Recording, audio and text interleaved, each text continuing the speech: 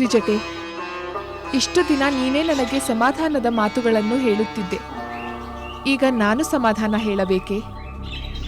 ಸಮಾಧಾನ ಹೇಳುವುದರಿಂದ ದುಃಖ ತಾತ್ಕಾಲಿಕವಾಗಿ ಶಮನವಾಗುವುದೇ ಹೊರತು ದುಃಖವೇ ನಿವಾರಣೆಯಾಗುವುದಿಲ್ಲ ಸೀತೆ. ನಿವಾರಣೆಯಾಗುವ ಕಾಲ ಬರುತ್ತದೆ ತ್ರಿಜಟೆ. ಈ ದುಃಖ ತಾತ್ಕಾಲಿಕ ಎಂದು ಭಾವಿಸಿಕೊಂಡು ಧೈರ್ಯ ತಂದುಕೊಳ್ಳಬೇಕು. ಹೌದು ತ್ರಿಜಟೆ, ಈ ದುಃಖ ತಾತ್ಕಾಲಿಕ.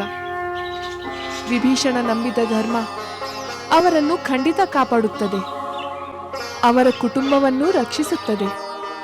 ಇದೆಲ್ಲ ಮುಂದಿನ ಶುಭದ ಮುನ್ಸೂಚನೆಯೇ? ಹೌದು ತ್ರಿಜಟೆ, ಧರ್ಮಗಳ ಸಂಗಮವಾಗುವಂತೆ ರಾಮ ವಿಭೀಷಣರ ಸಂಗಮವಾಗಲಿ. ಅವರ ಮಹಾ ಸಂಗಮದಿಂದ ಲೋಕಕ್ಕೆ ಕ್ಷೇಮವಾಗಲಿ.